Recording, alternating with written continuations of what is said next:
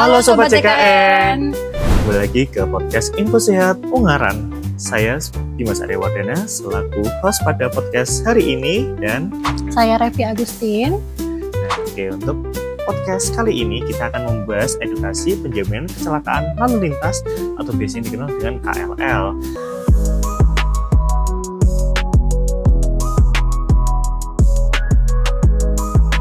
Dan untuk kali ini narasumbernya ini spesial dari bidang PMU. Nah, mungkin bisa perkenal diri tipis Mbak Revi buat Sobat CKN yang belum kenal. Halo Sobat CKN, nama saya Revi Agustin. Saya verifikator di bidang penjaminan manfaat utilisasi PMU Aceh Ungaran.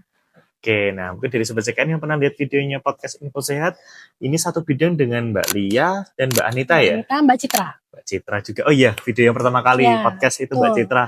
Mungkin teman-teman bisa lihat di pojok sini. Nah, oke, untuk kali ini kita akan membahas untuk KLL atau penjaminan kecelakaan lalu lintas yang sering ditanyakan di Sobat JKN di Instagram kita nih Kak, di Info Sehat maupun itu Instagram, TikTok, mereka pada menanyakan, Kak, semisal untuk kecelakaan, untuk di jalan raya, penjaminannya itu dari BPJS atau yang lain, terus untuk caranya bagaimana, ini banyak nih pertanyaan di sosial media. Makanya untuk kali ini temanya kita angkat di podcast untuk yang episode kali ini. Nah, langsung aja kita mulai untuk podcastnya. Oke, bisa nih Mbak dijelasin untuk secara singkat pengertian untuk KLL-nya dan mekanisme penjaminannya. Oke, terima kasih. Apa itu KLL? KLL adalah kecelakaan lalu lintas yang sedikitnya melibatkan satu kendaraan yang menyebabkan cedera. Dan KLL itu dia ada KLL tunggal dan ada KLL ganda. Jadi kalau untuk KLL ganda yaitu yang ada lawannya, misalnya seperti motor versus motor atau motor versus mobil seperti itu. Kemudian untuk alurnya yaitu pasien itu dapat datang ke rumah sakit melalui IGD biasanya. Kemudian dari pihak rumah sakit akan mencetak SEP yaitu surat eligibilitas peserta, di mana itu kalau bisa dicetak jika pesertanya aktif. Kemudian pihak rumah sakit akan melakukan centang KLL di aplikasi Vclaim. Kemudian dari aplikasi Vclaim tersebut akan memberikan notifikasi ke pihak Jasara Harja bahwa ada kejadian KLL seperti itu. Kemudian pihak keluarga pasien dapat mengurus langsung ke kantor kepolisian untuk mengurus laporan kepolisian, di mana dengan laporan kepolisian tersebut pihak Jasara Harja akan melakukan penelusuran dan nanti bisa ditentukan ini siapa yang menjamin, apakah yang menjamin Jasara Harja atau BPJS Kesehatan. Oke, jadi ini kita tekankan lagi untuk awal ini kecelakaannya ada tunggal dan kecelakaan ganda. Ya, dan untuk penjaminan utamanya ini tadi ditekankan utama dari Jasara Harja. Benar. Oke, dan mungkin tadi juga jelaskan untuk mekanismenya ketika kecelakaan itu terjadi. Nah, mungkin ini ada sedikit yang bisa membedakan nggak sih Mbak, dari apa perbedaan utama dari penjaminan KLL antara BPJS Kesehatan dan Jasara Harja? Siapa yang menanggung dulu dan berapa batasan platformnya? Seperti tadi yang sudah Dimas sampaikan, kalau untuk KLL itu penjaminan utamanya adalah Jasara Harja dan BPJS itu sebagai penjaminan kedua. Kalau untuk plafon, kalau untuk BPJS itu kita tidak ada plafon, namun untuk Jasara Harja plafonnya yaitu 21 juta, di mana jika di tengah-tengah rawatan plafon Jasara Harja habis, maka dapat COB dengan BPJS Kesehatan. Oke, untuk batasan dari Jasara Harja sendiri, platformnya sendiri dia cakupannya di 21 juta. Benar. Jika lebih dari 21 juta, maka tanggungnya akan dilimpahkan atau dilakukan sistem COB ke BPJS Kesehatan. Nah, ini sistem COB ini agak sedikit ganjal. Ini mungkin nggak banyak dari Sobat CKN yang tahu apa sih itu COB. Nah, mungkin bisa dibantu Mbak, COB itu sendiri. Oke, untuk COB atau koordinasi manfaat itu adalah sistem untuk mengatur pembayaran klaim jika pasien mempunyai lebih dari satu penjaminan. Seperti pada kasus ini yaitu penjaminan Jasara Harja dan penjaminan BPJS Kesehatan. Jadi dari Jasara Harja jika sudah habis maka dapat dialihkan ke BPJS Kesehatan penjaminan. Oke, untuk pembayarannya itu sendiri benar. Ya. Oke, dari COB. Nah, mungkin dari dokumen nih atau persyaratan apa saja yang wajib disiapkan dibawa ke vaskes atau rumah sakit ketika mengalami KLL ini sendiri?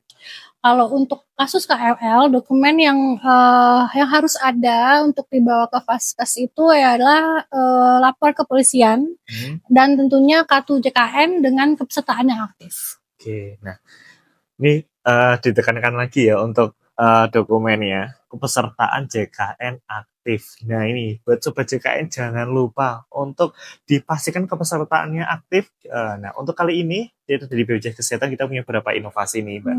Untuk aplikasi mobil JKN, lalu WhatsApp Pandawa dan Care Center 165 untuk mengecekkan kepesertaan. Ya, Nah, ini buat teman-teman. Nah jangan lupa juga bayar iuran. Nah iuran kita Betul maksimal sekali. tanggal berapa sih Mbak? Tanggal 10 tiap bulannya. Nah itu tanggal 10 ini udah tanggal berapa? Buat teman-teman yang belum bayar itu iuran Ayo JKN-nya segera jangan lupa cek bayarkan. dulu.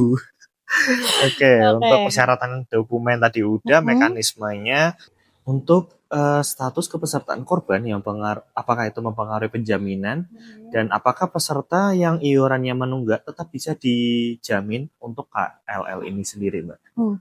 Tentunya untuk semua peserta JKN jika ingin mendapatkan pelayanan baik itu di FKTP maupun di rumah sakit, tentunya itu harus dipastikan dulu kepesertaannya aktif dan peserta terdaftar. Oke.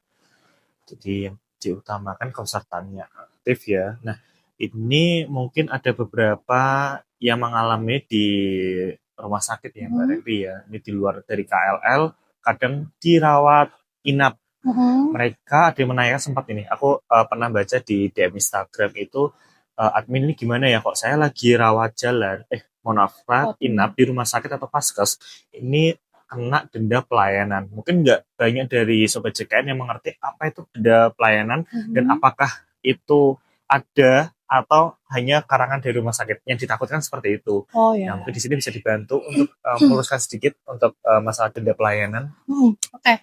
Jadi denda pelayanan itu adalah jika pasien telat membayar iuran, kemudian misalnya kita tiap tanggal 10 setiap bulannya itu kita sudah wajib untuk melakukan pembayaran iuran. Kemudian misalnya pasien telat, kemudian pasien melakukan pembayaran iuran, kemudian dalam rentang waktu 45 hari setelah pembayaran itu pasien ada rawat inap, maka akan dikenakan denda pelayanan. Namun jika rawat jalan tidak dikenai denda. Oke. Besarannya sendiri? Untuk besarannya yaitu jadi pihak rumah sakit akan melakukan groupingan awal dari penyakit pasien, kemudian besarannya adalah 5% dari groupingan awal tersebut. Oke, jadi untuk denda pelayanan itu sendiri itu memang ada ya, bukan dari karangan atau isu-isu belaka, dan mungkin bisa dicek kembali untuk peserta, mungkin pasti dapat itu ya Mbak ya, untuk lembaran untuk detailnya dari rumah sakit ya? Iya, betul. Jadi sobat JKN bisa dicek dari situ untuk denda pelayanan itu sendiri, apakah sesuai atau tidak. Untuk gambaran itu juga dibantu oleh Mbak Revi untuk misalnya di 5% sesuai dari groupingan awal dari pihak rumah sakit. Oke. Nah, mungkin untuk pertanyaan KL ini udah selesai. Nah, mungkin ada pesan penting enggak ini yang ingin disampaikan oleh Mbak Revi untuk sobat JKN untuk pengendara-kendara bermotor agar selalu siap secara administrasi kepesertaan jika sewaktu-waktu terjadi KLL. Oke. Yang paling utama yaitu jangan lupa untuk membayar iuran BPJS secara tepat waktu, di mana jika dalam keadaan yang emergensi kita itu bisa langsung menggunakan akses pelayanan JKN di rumah sakit maupun di FKTP begitu. Kemudian pesan untuk kendaraan yang berlalu lintas, hati-hati dalam berkendara di lalu lintas begitu. Oke, untuk gambarnya seperti ini ya Mbak ya. Kita kan backgroundnya untuk podcast ini ya, kan baru nih gak yang biasa di dalam ruangan Mbak untuk mulai kemarin. Delalah kita dapat untuk backgroundnya hujan. Nah ini buat sobat JKN karena ini musimnya masih gak tentu ya Mbak ya. Jangan lupa untuk pastikan kesehatannya, kendaraannya dicek selalu sebelum berkendara, dan pastikan kepeserta JKN aktif. Jangan lupa tanggal 10 untuk maksimal pembayaran. untuk kanal pembayaran sendiri sekarang kita udah punya ya Mbak ya, nggak harus kita datang ke kantor BPJS ya. Betul, tidak harus. Kita Sudah bisa ada melalui auto debit juga bisa. auto debit, Iya. lalu ada e-commerce, itu bisa Betul. melalui pembayaran seperti itu kanalnya. Nah, dari Sobat Cikan, jika ada pertanyaan di luar dari topik atau mungkin ada yang belum terjawab, bisa tulis saja di kolom komentar di video podcast kali ini, Ya. atau mungkin di sosial medianya kita, di Instagram, TikTok, di Info Sehat Ungaran. Jangan lupa subscribe, follow juga. Jadi jangan lupa juga untuk buat Sobat Cikan yang terbantu oleh video ini bisa dibantu like, share, dan di subscribe. Betul. Dan mungkin untuk kedepannya kita mungkin bisa buat video lagi ya Mbak ya, atau mungkin dari teman-teman PMU lainnya. Ya, boleh. Oke, see you buat untuk video podcast lainnya dan dengan narasumber yang sangat-sangat menarik. Atau mungkin ada request, tulis saja di kolom komentar. Saya Dimas Aryawardana selaku host podcast kali ini dan Saya Revi Agustin. kami pamit undur diri. See you to next video lainnya. Thank you. Dadah.